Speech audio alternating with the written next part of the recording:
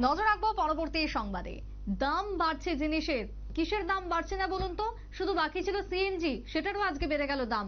আজকের দিনে দাঁড়িয়ে সিএনজির দাম বাড়লো জানিয়ে তোমার মূল্য বৃদ্ধিতে কি বলছেন বাজারের বিশেষ করে যান চালক থেকে শুরু করে অন্যান্যরা, সে নিয়ে আমরা জানবো বিস্তারিত। তবে কত টাকা মূল্য বৃদ্ধি পেয়েছে সে নিয়েও জানবো। তবে যতদূর খবর, বুধবার থেকে নাকি লাগু হয়ে যাবে বর্ধিত নতুন মূল্য। টেলিফোন লাইনে রয়েছেন প্রতিনিধি সম্রাট চৌধুরী। সম্রাট, এই মুহূর্তে সিএনজির দাম বাড়লো, কত টাকা বেড়েছে দাম, এবং বাজার থেকে ঠিক কি প্রতিক্রিয়া উঠে আসছে দাম বাড়াকে কেন্দ্র করে? একদম কিছুক্ষণ আগে টিএনজিসিএল কর্তৃপক্ষের তরফে একটি বিজ্ঞপ্তি দিয়ে নতুন করে সিএনজির যে মূল্য বৃদ্ধি হচ্ছে তা ঘোষণা করা হয়। সর্বক্ষেত্রেই দেখা যাচ্ছে যে 10 পয়সা থেকে 50 পয়সা পর্যন্ত দাম বাড়ানো হয়েছে।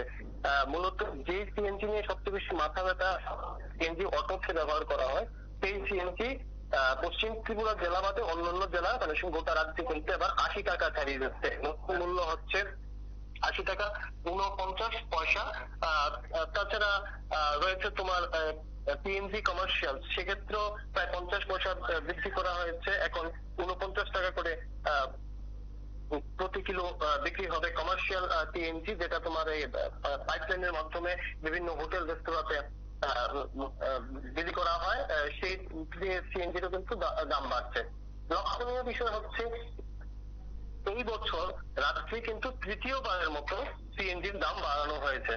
এই বছর 2024 সালে গত মার্চ মাসের 6 তারিখ সিএনজির দাম বাড়ানো হয়েছিল। তারপর 20 জুন আবার সিএনজির দাম বাড়ানো হয়েছিল এবং আজ 19 নভেম্বর আবার সিএনজির দাম বাড়ছে। সিএনজির দাম বাড়া মানে হচ্ছে সরাসরি ভাবে তোমার অটোরিকশার যে ভাড়া, সেই ভাড়ার উপরে কিন্তু চাপ আসবে। কারণ অটোরিকশা রাজ্যে বেশিরভাগ অটোরিকশাগুলি কিন্তু এখন সিএনজি পরিচালিত, ব্যাটারি পরিচালিত রিক্সাও রয়েছে, কিন্তু সেগুলি এখনো সেরকম পরিমাণে কিন্তু রাজ্যে নেই।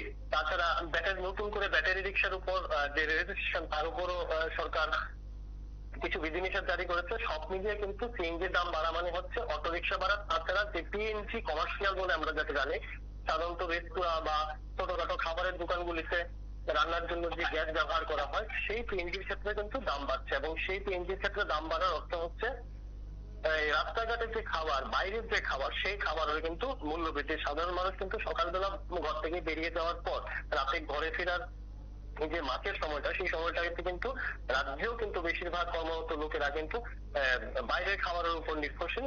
এবং স্বাভাবিকভাবে এই খাবারের দাম যদি বৃদ্ধি পায়, তোমার সরাসরি মানুষের যে দৈনিক জীবনযাত্রা, সেই জীবনযাত্রাটা কিন্তু প্রভাব ফেলবে সিএনজির দাম।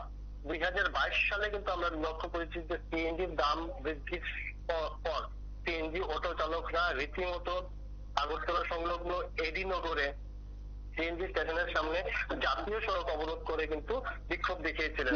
এবং সেই বিক্ষোভের পর কিন্তু সরকারের উপর বিশেষ একটা চাপ এসেছিল। এবার আপাতত কিন্তু এই বিজ্ঞপ্তি কিছুক্ষণ আগেই জারি হয়েছে অফিস থেকে, সিএনজিসির অফিস থেকে পাঠানো হয়েছে। এবং এখন পর্যন্ত কিন্তু কোনো ব্যবসায়ী সংগঠন বা কোনো